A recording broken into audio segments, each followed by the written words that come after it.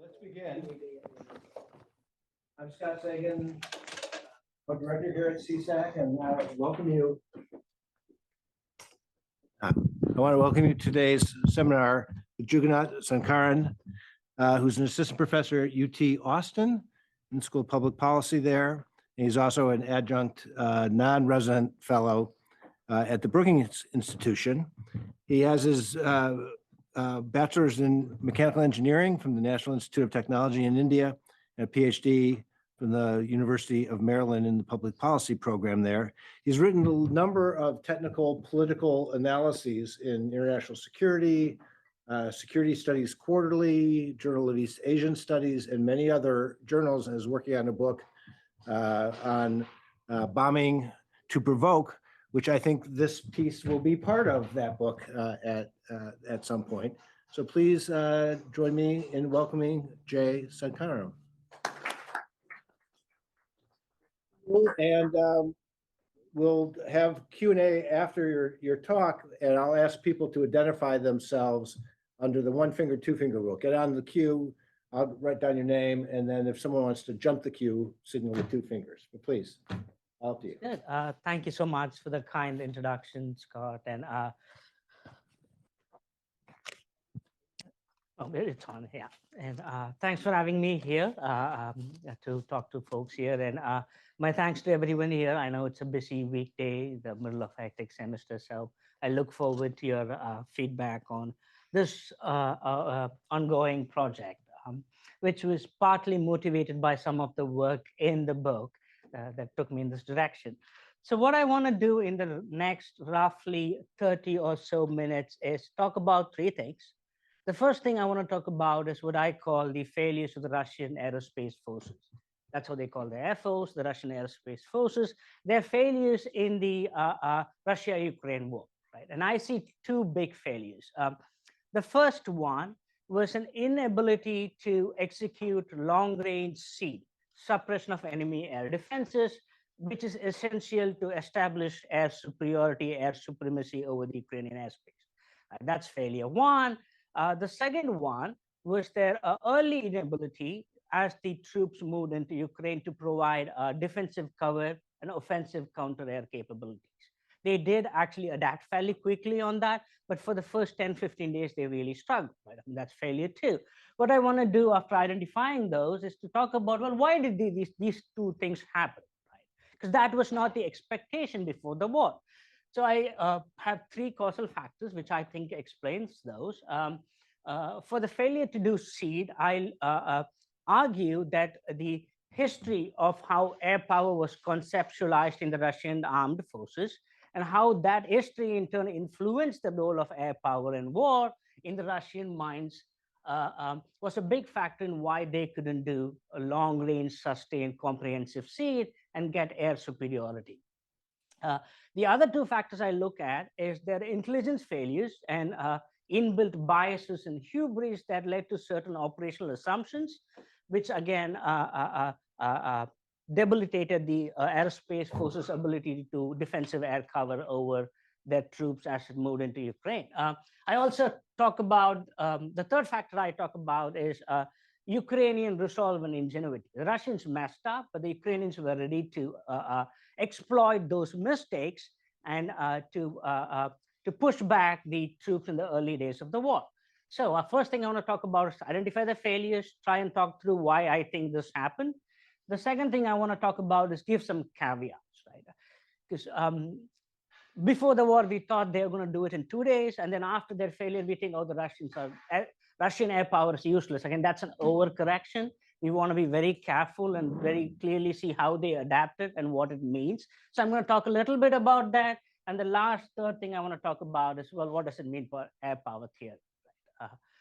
And we can talk about whose air power theory, because again, that's a useful enough distinction. So those are the 3 things I want to do. So let's start with the failures of the Russian aerospace forces.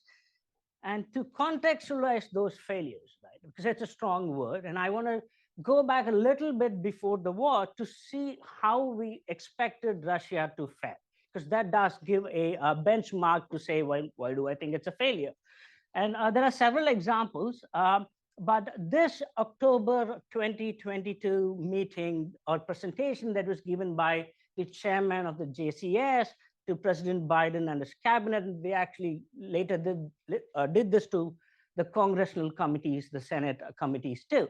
So the consensus within the defense intelligence establishment was Russia would go into Ukraine in a shock and awe style campaign like we did in 2003 against Iraq.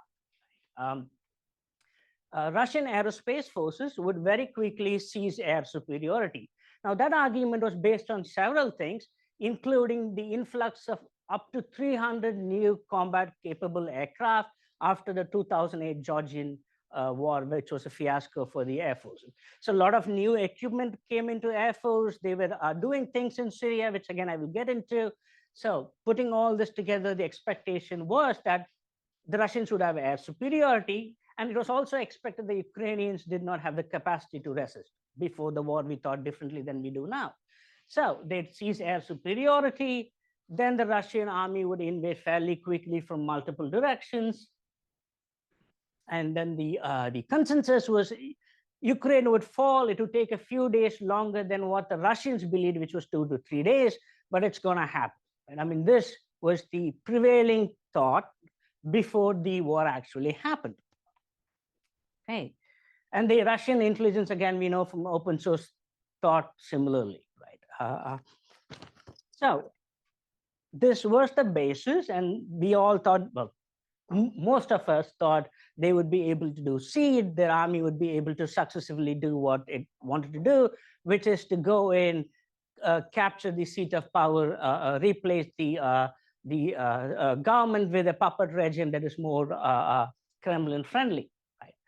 Well, that did not happen, right? And as I said, there are two failures. The first one was not being able to do long-range comprehensive seed, suppression of enemy air defenses, and get air superiority. I think this failure is very critical to understand the war the way it turned out. Because if this had happened, the Ukrainian ability to resist would have been completely extinguished or significantly evaporated. And one data point I would give to that argument is General James Hecker, who is now commander of the US Air Forces in Europe and a NATO allied commander, in a speech made the case that if they had done anything like this, right, get complete air control through SEAD and through a coup de main strike on Ukraine like they aimed to do, the war would have been a 3-day event. And we would have not been, we meaning NATO and the US would have been not been able to move in equipment as we have done once the war happened, right? No new equipments, no US aid, the whole thing would have gone very differently. So this failure is significant enough that it's a potent inflection point to understand. Okay, so we know this didn't happen, but I've also characterized it as a failure because they did much less than what you'd expect in a seed campaign, particularly when compared to a NATO-style seed campaign. Right? Look at the 91 Gulf War, the 99 Operation Allied Foes, a little bit Libya. So you can do that. And to provide some context for that, I'll make a few arguments and then I'll point out the other big picture. The opening salvo, which was the, I believe, the first 2-3 hours, and this information is from a Russian reporters, they fired approximately 100 high precision missile strikes. Right? Now, this was a fairly weak effort, given the landmass of Ukraine and 14, 15 known bases and a bunch of other secondary bases they had set up. It was coming roughly to 5 cruise missiles per air base or something like that. To provide context, in 2017, when the Syrians used chemical weapons and there was a strike on an air base as a punishment, we had used 59 cruise missiles at one air base. And then within 24 hours, the Syrians were able to fix 2 of their runways and start flying again. Right? I mean, these high precision cruise missiles don't have enough payload with enough high explosives to really do much damage unless you continuously do it and supplement it with the airborne precision strike. So again, a fairly anemic, underpowered effort from the Russian case. And then over the next 10 days, we now know, and these are all both Ukrainian data and then cross-checked and probably reduced a little bit. So in roughly 10 days, they had 1,000 precision missile strikes, land attack cruise missiles, air launch cruise missiles, and stuff like that. In comparison, by day 12, in the 2003 Operation Iraq, we had 7,000 cruise missiles and 9,000 precision guided munitions. Now, it's not a one-to-one comparison. In 2003, these were not all SEAD operations, but a good portion of those were SEAD. So again, a very underpowered, in hindsight, surprisingly poorly planned attempt to suppress Ukrainian air defenses, unless they assume that there won't be any Ukrainian resistance. And I will make the case that they did make that assumption. All right, one more variable to think about. The Russians flew close to 140 sorties in the first few days, the 2 to 3 day window. It's, again, not a trivial effort, but it's not what you'd expect, again, in a comprehensive SEAD. So the 91 Gulf War, again, there's a lot of data. So by the first 24 hours, we had flown 1,300 combat air sorties in comparison, out of which in the 1,300 combat air sorties, there were 400 aircraft involved. 100 were exclusively dedicated to SAM sites, radars, and other SEAD targets, right? In the first week of the 91 Gulf War, we had 805 SEAD sorties. And then from week 2 to week 5, every week on average, we did 700 sorties. So Russians did this, they got pushed back, and they said, we are done, right? They didn't do much SEAD after that. There was a little bit here and there, but it was more, most of the effort was localized. So the point of all of this is it's an underpowered SEAD campaign, more so in hindsight. So all of this did contribute to their ability to not being able to get air superiority. But the big factor, and I keep hearing this as the crucial factor from Air Force personnel, is their poor battle damage assessment and retargeting capability, right? The 91 Gulf War, my understanding was the Air Force personnel complained because we had, I think, an hour and 20-minute retargeting cycle at worst, and we were saying that's the biggest failure in Gulf War. They were talking about 48 hours before it took them to decide a target was not hit properly or was not hit sufficiently. It had to go all the way, come from Moscow, they had to retarget and they had to redo it again. And the way the Ukrainians apparently characterize it is they were very precise missiles that were hitting up to 3 to 10 meter accuracy on a target that was vacated by the Ukrainians 24 hours ago, right? Because they got mobile, they'd move, and the Russians would hit the same spot, right? So that was the big failure. So in order to understand why I call this a failure, these are the 3 reasons. It was underpowered, but they also did not seem to have the human intellect capacity to do quick retargeting and battle damage assessment, right? Then the question is, well, but why? Why did the Russians not have these capacity, or why did they do a underpowered SEAD campaign? To try and characterize that, my argument for that, at least in the paper, what I've argued is they didn't do it because they were not trying to do it, right? I mean, we all try to compare the Russian early strikes of SEAD as, well, are they doing it the NATO style? They were not doing it NATO fashion or the way NATO forces would have done, because that's not how their Air Force or Aerospace Forces structured. What I argue is that the Russian Aerospace Forces is organized as an auxiliary to the Soviet Army, where the projection of air power is in support of a land-centric fighting doctrine. And you can go all the way to World War II, to Chechnya, to Georgia, to Syria, and I will quickly make those points. That's how they have primarily conceptualized the role of air power in a Russian war. And the earliest clear illustration of this was in 1941, they had an air power field manual. And quickly after that, Stalin actually gave instructions on the role of air in the Second World War. They called it combined arms air offensives in the theater. And the definition for that term is the ability to provide the Soviet infantry forces with concentrated fire support. In other words, what they wanted was an air artillery, not an independent air force. So the Soviets, like the British and the Americans in the 1930s, were having a debate about, can we do strategic air projection?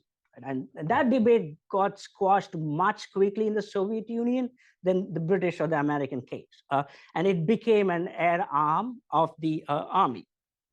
Okay, so by 1972, the Germans are knocking on the door, Nazi Germany, right? And so they have already organized their air force into air army and air corps, and they were assigned as a unit to each of those various Soviet armies fighting the German forces. And you see this repeatedly in the World War II, their World War II history against the invading German forces on how the Air Force, in collaboration under the command of army, successfully executed the war. So the big example I read about was the 1942 siege of Stalingrad, where they do an air blockade against the German Sixth Army. Right? And the way they did this was to have the Soviet army surround the German forces in a pocket, use artillery bombardment to continuously narrow down that circle pocket, and use the Air Force to augment the bombardment. And that's how they won the Battle of Stalingrad. The story again repeats in the 1943 Battle of Kursk. And in 1944, they do an Operation Bagration, which is the push out of the German forces and the movement into Germany to occupy territory. Again, it's not strategic campaign. They continuously have the army lead with the Air Force doing defensive air cover and frontline offensive air operations. So World War II experience, that's how they look at it. They realize that it works for them. They use their army to push back an invading force, and the Air Force was a support structure. And that leads to two ossified notions of what air power meant for Russians, right? To them, air power is air artillery, which does massed airstrikes in preparation for ground attack. So on the front lines, it's not strategic, it's not penetrating deep into adversary air force, and then provide close air support for troops marching into adversary territory. Right? This is World War II experience for them. This is set up in their doctrine, and this never changes, which is why I think they did not try to do a siege. When we ask why they didn't do it, they're asking the wrong question. They were not set up to do it. Right? Their presumption was Ukraine was weak, it would fall, and they would take the country by surprise. So Cold War experience, and then World War II experience, we come to Cold War, it really doesn't change. There's always a tension. They are watching NATO, they are watching US, and they're talking about precision munitions. But what I see continuously is an inability to change this army-centric air power doctrine. Right? So the Cold War, again, they established a strategic rocket force to carry nukes. They established a long-range strategic aviation to do bomber forces. But in the Russian structure, the rocket forces get much more heft, much more responsibility, but it's not established as a part of the Air Force. It's a separate force, unlike what we have in the US. Right? So they, again, are a separate force. They establish a Homeland Air Defense Command, right? Again, because they were really worried about air power being projected from Europe. And that, again, became a separate command outside of the Air Force. None of these functions were given to the Russian Aerospace Forces. What remained as Russian Aerospace Forces was frontal aviation, which was, again, a World War II-centric doctrine. Defensive air cover for troops and frontline offensive counter-air operations. So Cold War stays the same. Then post-Cold War, there was 91 Gulf War all the way up to 99 Allied foes. They are worried as hell. They all see the precision strike. There's a talk about getting precision strike capability, but it never gains ground, right? I mean, it certainly did not happen in the wars in Chechnya. And then the Georgian conflict in 2008 is very embarrassing for them, because in the first day, they lose 3 Su-35s to Georgian air defenses. They lose a backfire bomber, and I think day 2, day 3, they lose a bunch of other aircraft, and they try and change this, right? And most people assume it got changed in Syria, but if you dig deep, that's not the story that comes out. So for instance, in Syria, people have argued, and by people I mean RAND reports and people who look at Russia over a long time, that close to 95% of the munitions were unguided bombs in Syria, right? And apparently the Russian MOD refused to buy precision munitions because it was too much money, right? If I can buy 4 dumb bombs for the cost of precision munition, why would I buy? That's pretty much what the Russian MOD apparently told the Air Force. And they argued that, oh, okay, we don't need precision missiles.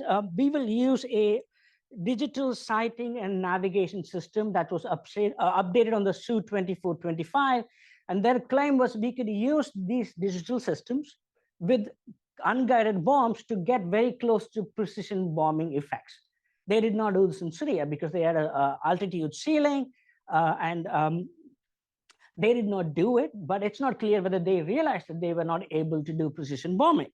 And I talked about the 48-hour cycles.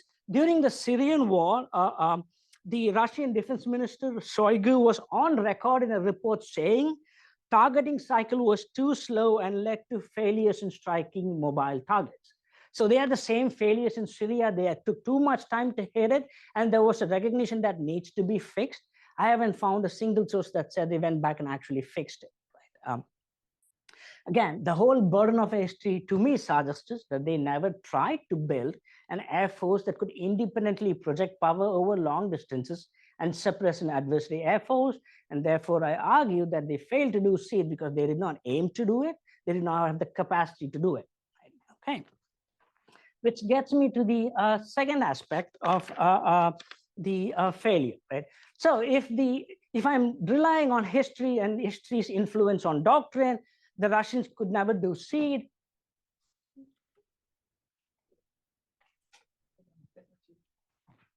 I'm sorry, it slept.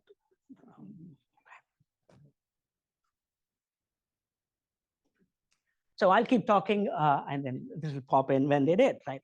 So again, history, warfighting history, doctrine, they were not able to project air power independently. But again, history also says they've been really good at providing defensive cover for marching armies and to do offensive air artillery and offensive aviation. Actually, the term would be aviation offensive operations, which is to bombard their adversaries' frontline artillery and troops and get the Soviet army or the Russian army to march forward. So they should have done that, right? So if I'm looking at history, history says they can't do long range siege, but they should have been able to provide cover for the troops, and they failed in doing that. So how do I understand that? My thesis for that is the Russians made a bunch of intelligence failures, and they wrongfully assumed a few things about Ukrainians. The hubris that led to those first 15, 20 days when they were unable to protect the troops that were going into Ukraine.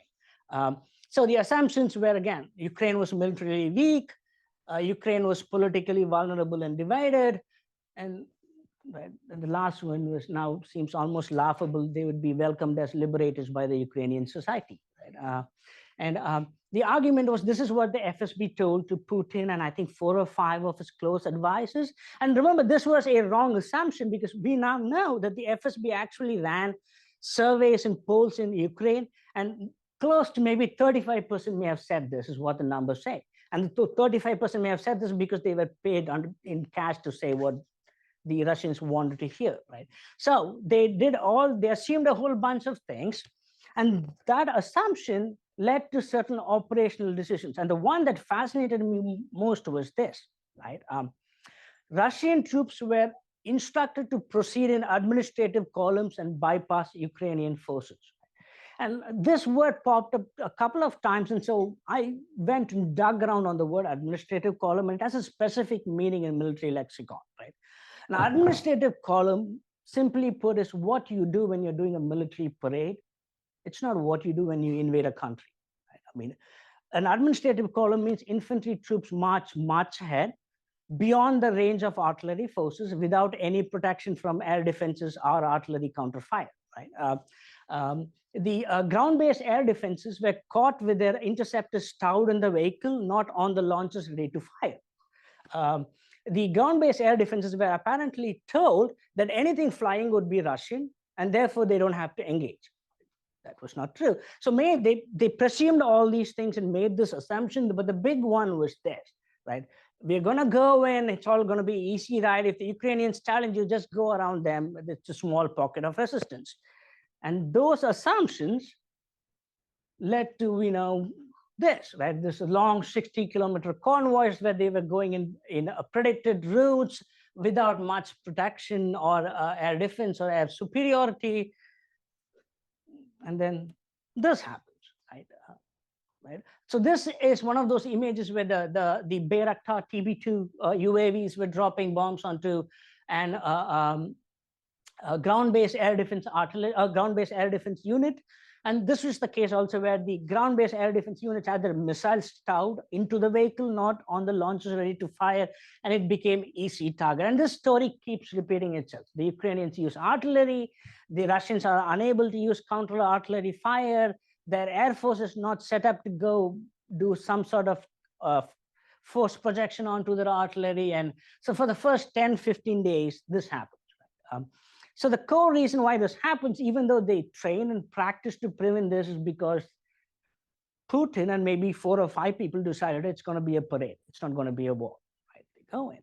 That's only part of the story, because what's also interesting is the Ukrainians really anticipated something like this after the Crimean invasion, and they did a bunch of things that enabled them to prep for this. So I will talk about that. Because the story is not complete without telling what the Ukrainians did. I think the Russians messed up, but the Ukrainians were planning to capitalize on any Russian screw up to push back. So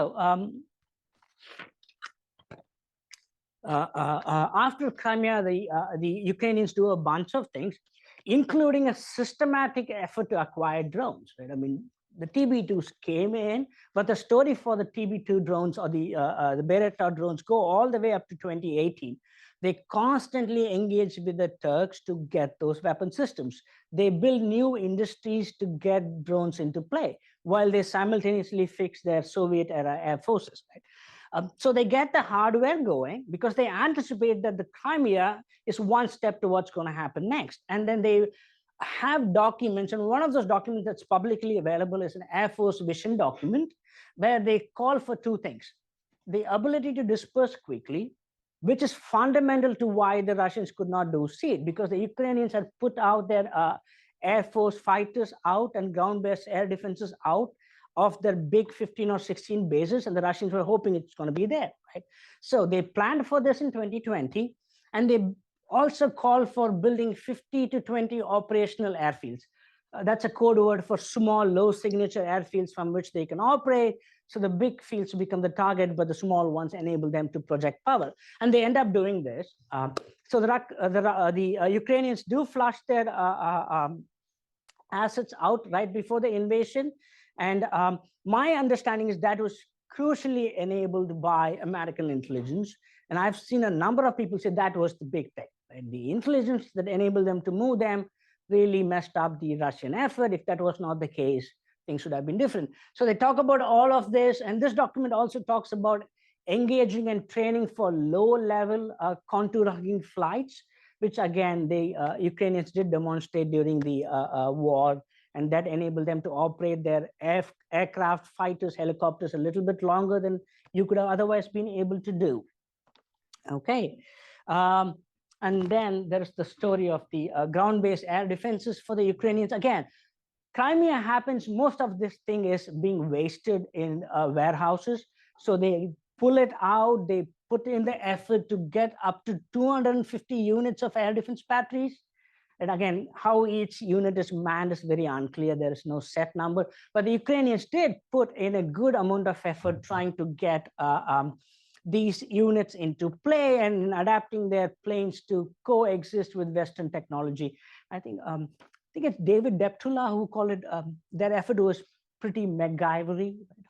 I think that's a fair characterization. I mean, they adapted in multiple ways to impose a cost on Russia. And that argument keeps coming up before the war. We want to impose a cost on Russia like Georgia did. And if we do it, they will pull back. Right? In hindsight, it worked. But again, there is a significant Ukrainian resolve and technological ingenuity into the argument. Okay, so I talk about 2 failures and I explain why I think those 2 happened, but we do want to be careful, right? Again, there's a difference between saying the Russian leadership screwed up and saying the Russian Aerospace Forces is screwed up. So two different things. I think what happened in this case is hubris, bad intelligence, bad decision, but that does not necessarily mean the Russian Aerospace Forces is incompetent, right? And that does show up in how they adapted. After 10, 15 days, the Russian Aerospace Forces were able to do electronic warfare, push in Russian ground-based air defenses further from the line.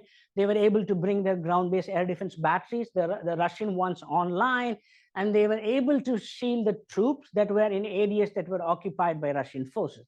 They slowly did it. I think it began at day 15, day 14, and then by a month, they were able to do it in multiple theaters. They were not able to do it everywhere, but they were able to do in some theaters and protect their troops, and then began to project air power against the Ukrainians.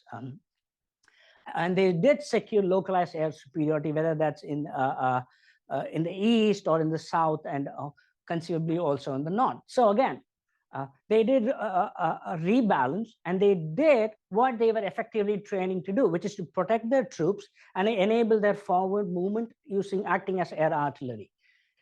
All right. And the last piece then is, okay, well, this is all good, but what does it tell me for air power theory, right? And again, one needs to be very careful about whose air power theory, and maybe we can talk about that in the Q&A on that. But I do make a few arguments in the paper, and I've refined it since it's been sent out to you folks.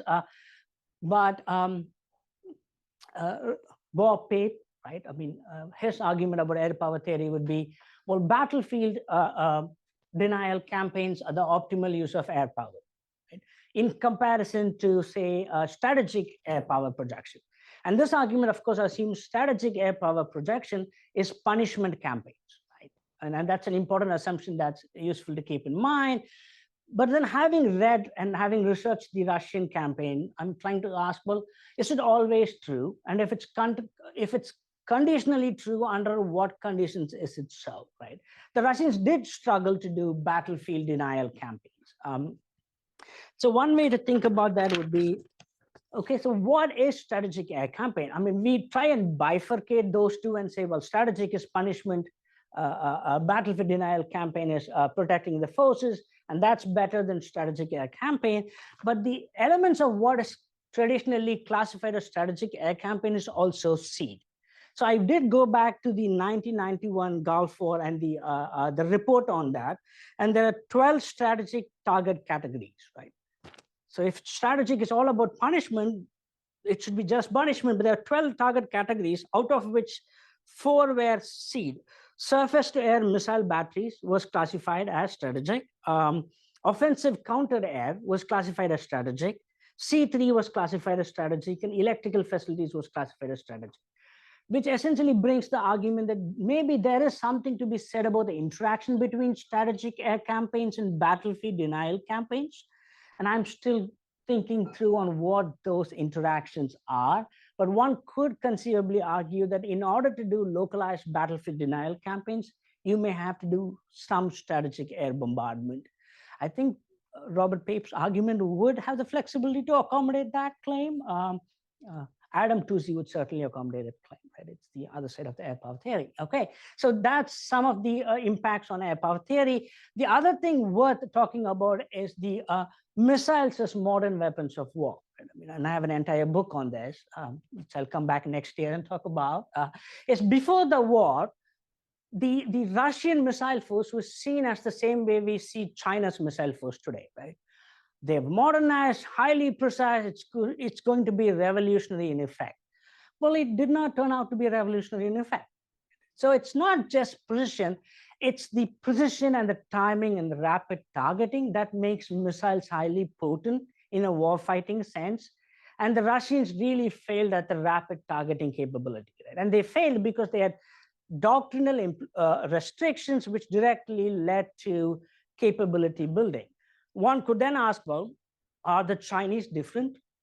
Are they more like NATO in terms of their capability or more like Russia? And I don't have a great answer, but I think the question is worth posing given how we think about missiles. And with that, I will close and take questions. Great, thank you. We have a tradition here of asking the fellows, and that includes the Air Force and Army fellows here, to ask the first couple of questions. And if people could identify themselves, I'll also be taking questions from people online. We have former National Security Council science advisor. We have former chief advisor, science advisor to the U.S. Air Force. We have one of the major war game theorists and practitioners in the U.S. online. So I hope that those of you online will also raise your hand and get a chance to ask a question. So who'd like to ask the first question? I think I tried to set you guys up.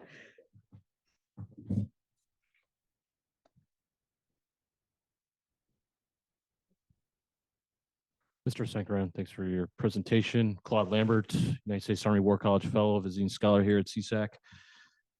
I have a question relating to seeing if in your analysis of the failures of Russian Aerospace Forces, if a root cause factor was in the failure was the 2008 New Look reforms that Russia was implementing, and if they failed, was it it was a lack of imagination on their part on those New Look reforms for the aerospace forces? I mean, the materials just one component, but the doctrine, organization, training, leadership, and facilities also need to be taken into account. But was it just a failure for them to adapt in a timely manner, or were they just hard in their position and relying just on their, that their Soviet doctrine would match up with their new technology that they were bringing in?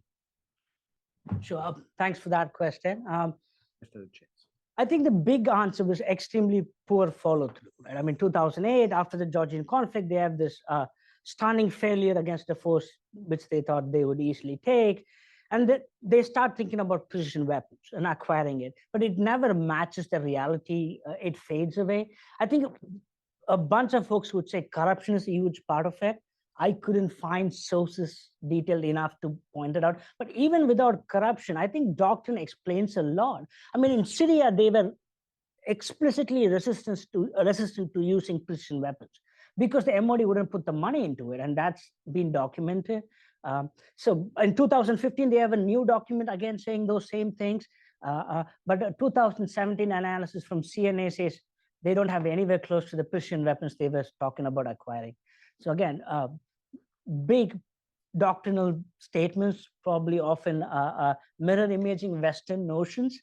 The follow through is extremely bad. I think some of it may be corruption. A lot of it is doctrine, and then internal organizational patterns should have to explain that. Yes. Yeah, thank you, Dr. Sankaran. Chance Smith, I'm also a military scholar here. First, I'll say thanks that if the soldiers in the room didn't already think that we needed an independent air arm, hopefully your presentation putting their reservations to bed there. So thank you for that. I like how you noted, it's okay, Claude, I'm just joking. I like how you noted that the Russians had ample opportunities to learn from some of the lessons and did not take those opportunities. Again, noting your hypothesis of the battlefield denial, I think you would still acknowledge that there are some merits to strategic bombing campaigns as coercive tools. Hopefully the Russians haven't already learned these lessons, but assuming that they have, what indications would you expect us to see that they are gearing up to employ some of the doctrinal advantages that we have in the United States from an air power perspective? Over to Austin. So that's a good question, right? I mean, so again, the question to that answer has to be calibrated in light of how we thought Russians would do actually in this war. We thought they already had it, and apparently we were dramatically wrong or embarrassingly wrong. But I mean, the entire US, NATO, Asia. So I don't know what lessons they are learning because they're very tight-lipped about it at this stage. It's going to take a while. But if they do learn lessons, the big factor, again, is the independence, right? I mean, Air Force needs to be able to plan its strategic campaign without having to support the Army. And again, that's a controversial thing. At least to some extent, they need to be able to do that. I haven't seen any indications at all. I mean, they've gone back to what they always do, right? Which is to protect the troops and occupy territory at the point because they're land power. So does that change? We want to look at war exercises. But again, we need to calibrate that because we did look at war exercises and we thought they already had it. But the big thing would be, well, how are they talking about it internally? And some of those internal debates is starting to come out in military journals, but we want to keep it over a time to see if it really sticks and how are they changing their organizational patterns. That's what I would look at. Weaponry is not the full signal. I think that's part of it, but it's more the soft skills I would look at. Austin, and then we'll pass it over to Caleb. So I'm Austin Street. I'm also an Air Force fellow here at Stanford. And first off, I thought your presentation was excellent. Like it was very well thought out. I thought your second point about Russian intelligence failures is really like the crux of the things. So much so that it's hard to talk about failures of Russian doctrine when they didn't even try, for lack of a better term. So this is kind of to build off of point that's kind of already been made, but it seems as though any attempt at strategic targeting and a seed campaign in the Ukrainian war here was an attempt at lessons learned from the American military's previous experiences. Do you see the Russian strategic outlook on the way that they're going to employ air power in the future is adopting more of those lessons? How, like, did they really learn their lesson from the beginning of this war? In any of your research, have you found that they've changed? Not just in the execution of air power, but also they've always been highly centralized in the way they make decisions. Have they learned that lesson as well, to decentralize their targeting, those types of things? So the environment, the political environment in Russia, I think circumscribes what lessons they can actually publicly learn. And I did go back and check a bunch of military thought and other journals, and there's one or few people who have said, well, this was a mess from the beginning, right? I mean, 5 people calling it, and there were people who were saying it's not going to be a walkover. Don't make that assumptions. Very few. But after the war, all debates kind of the vacuum chamber.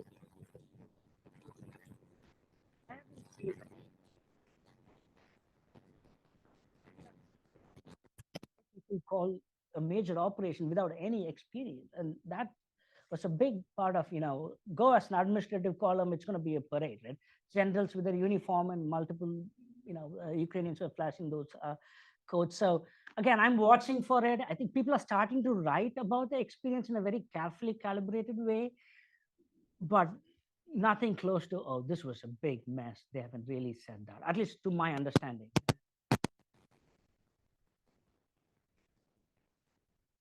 Caleb Pomeroy, currently a Stanton Nuclear Security Fellow here at CSAC. Thank you, Jay. I totally agree. I thought this talk, as a non-expert military strategy and tactics, thought the talk was really accessible, really thought-provoking. So thanks. You've touched on it in a bit to previous answers. So I understand the hubris on the Russian side. What do you think explains the hubris on the US's side? Why did we so seriously misdiagnose the chances of a Russian success? It's weird to be hubristic on behalf of somebody else. Yeah, and again, yeah. Herb. Go ahead. Yeah, sure. Yeah, thanks for that question. Yeah, and people have come up with various explanations, right? So we talk about AI, big data, and machine learning, and one of the big things in the AI part in this whole story was how quickly we were able to get information to Ukrainian hands. And Palantir Tech has talked about giving the Ukrainians iPads with 24/7 accurate information on where the Russian troops are. But surprisingly, we got the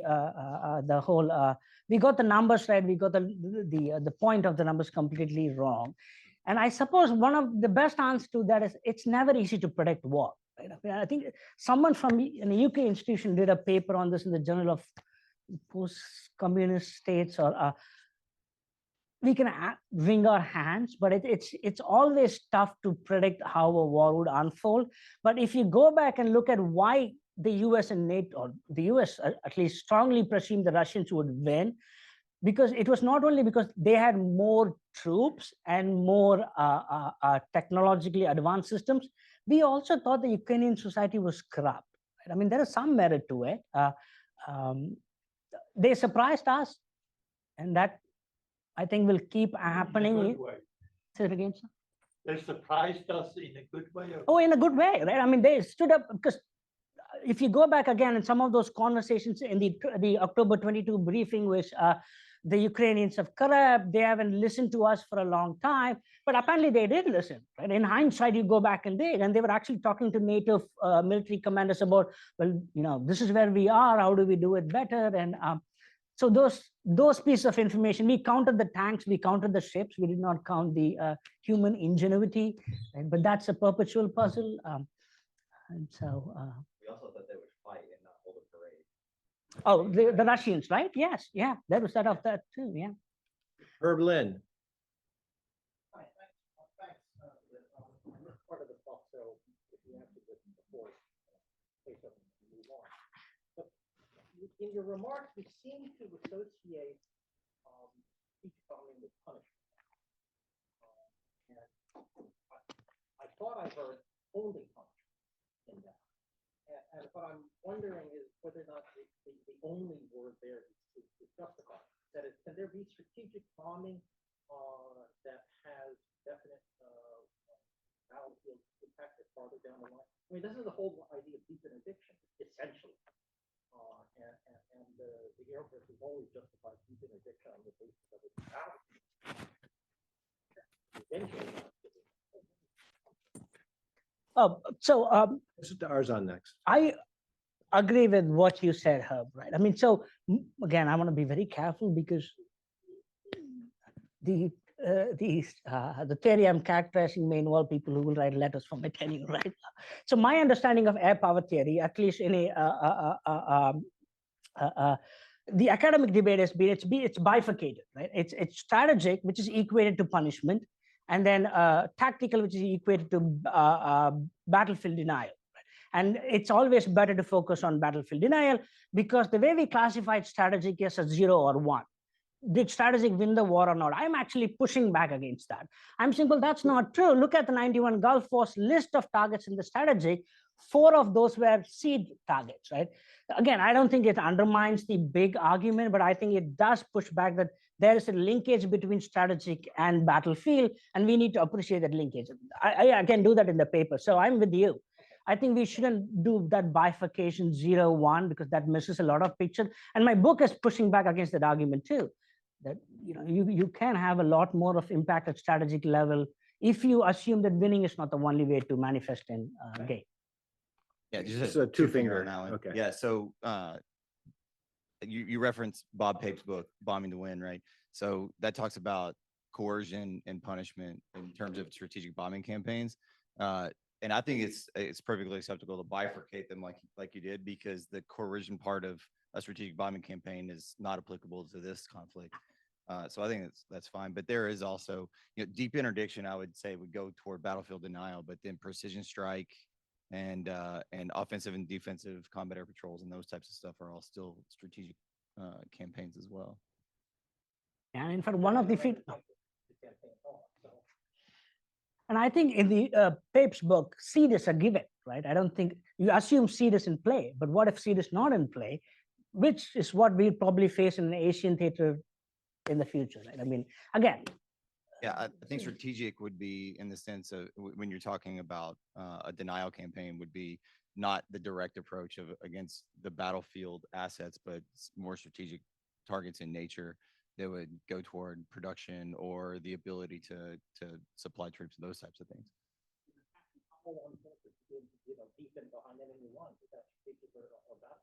I guess it would depend on what those forces are doing, and if they're supporting the frontline troops, it would be deep interdiction, which I would say battlefield denial. Is that a 2-finger or 1-finger? Okay, you'll be on the queue after Arzan and then Cameron. Hi, Arzan Tarapur. I'm a research scholar here at CSAC.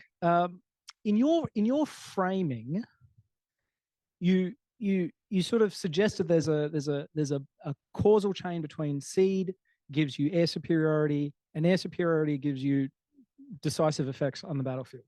And that's certainly the way the US has thought and fought for the last few decades, because we've had the luxury of establishing air superiority. In a major war in Asia, we have wargamed the idea that Chinese integrated air defense systems will be the decisive factor that gives or denies victory in that conflict. Have you seen in your research, when the Russians are fighting in Ukraine without air superiority, are there lessons that can be learned by the United States about combat in the absence of air superiority, innovations that the Russians made, or ways to mitigate the lack of air superiority? So the Russians, again, thanks, Arzan. So the Russians have demonstrated the ability to have localized air superiority, right? Because they just have so much weapons and so much capacity.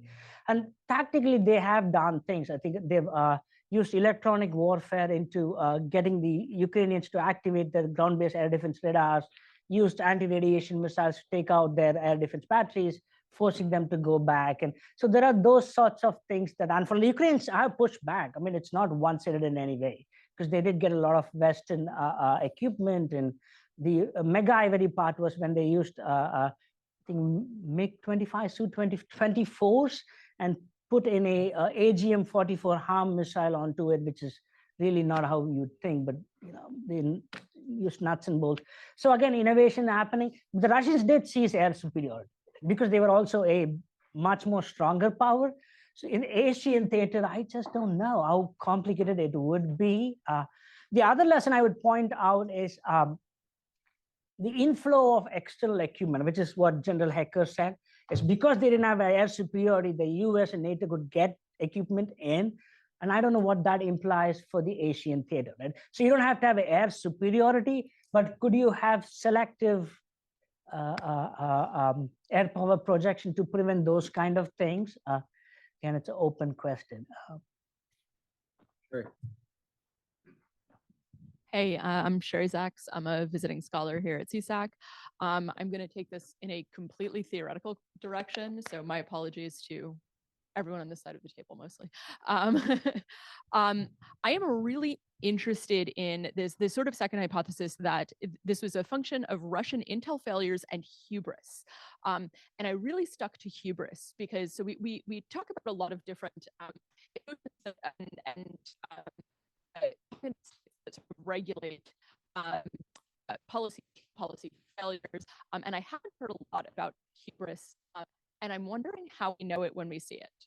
And where hubris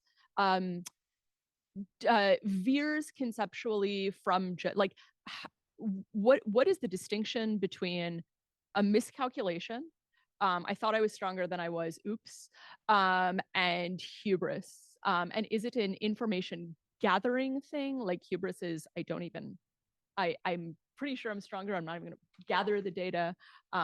Yeah, I want to know how we know it when we see it and what we think the other implications of hubris are in particular. Great question, right? So the theory part in this paper at least is fairly limited. I mean, in my book I talk about fear a lot of the book I'm working on, and I think at one point I got so frustrated at defining resolve that I said I'm going to make up my own definition. Well, I'm going to give you a good definition now. I'm going to measure it, and I think hubris probably will take some sort of that effort, right? I mean, and instead of resolve, I essentially called it the change in resolve because that seemed conceptually easier to measure than resolve as a single thing. So for in the Russia case, I think we can call it hubris and not miscalculation based on a bunch of data points, right? Public evidence says only 4 or 5 people called it. There was no vetting of the military plan. I mean, it's Putin and a very small set of advisors. And I don't know who those small set is, but my understanding is there was no military input distinctly in there. So they did not war game it and assume that things would happen.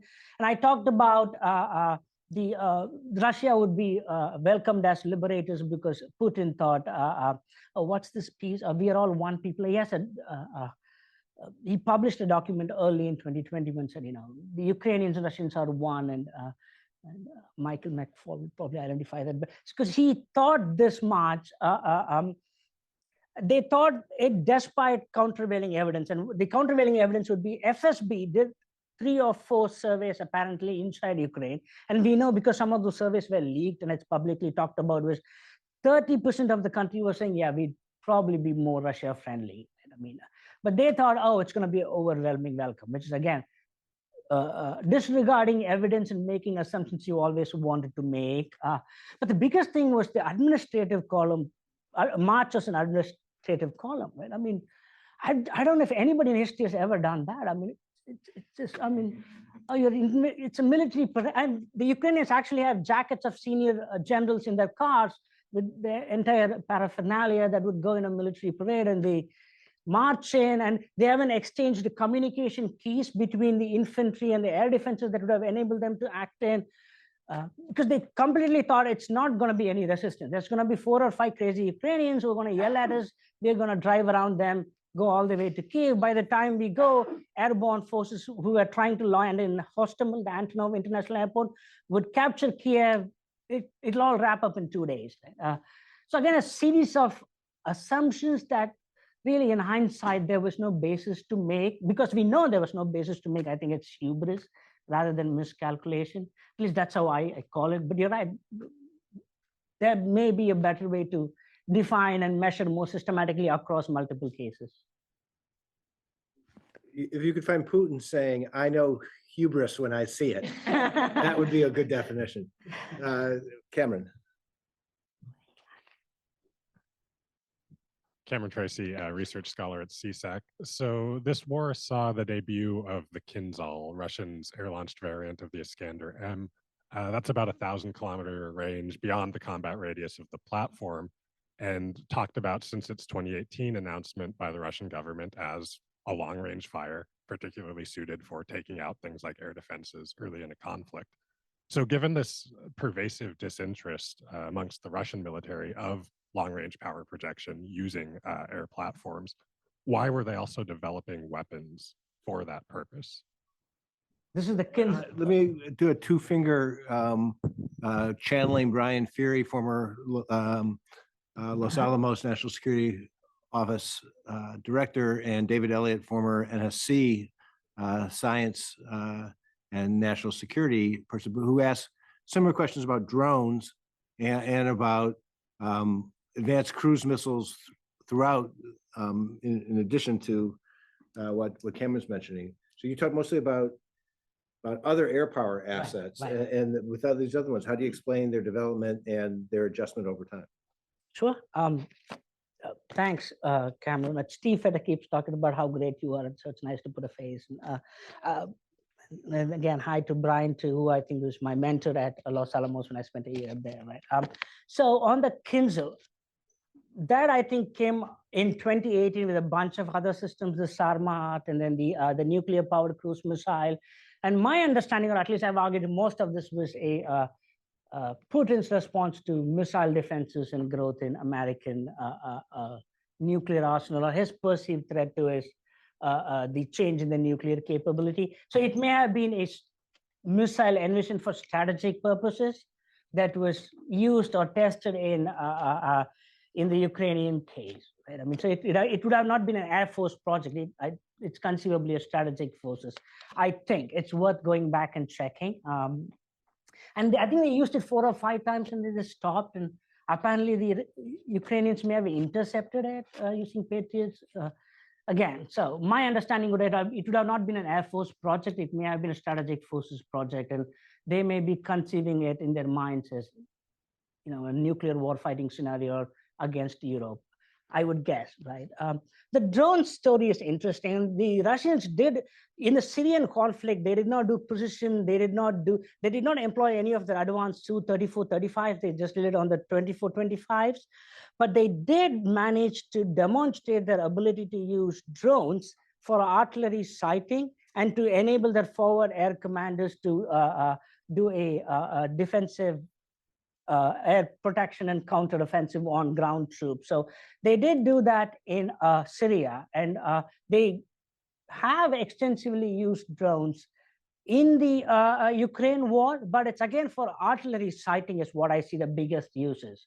There's a lot of hype, or well, that's not the hype, maybe not the right word, but it does one thing in terms of bombing, and then that gets a lot of news coverage.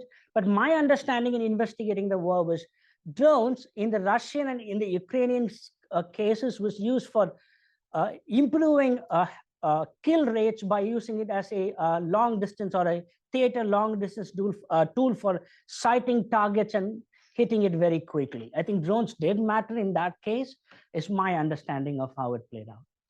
Great. Well, we've run out of time, and I just wanted to say that we talk a lot in military affairs about the failure of combined arms operations. That's true in intellectual endeavors as well, that political scientists too often, in my view, don't understand the technology involved. And technology people sometimes don't understand the political science and the political factors.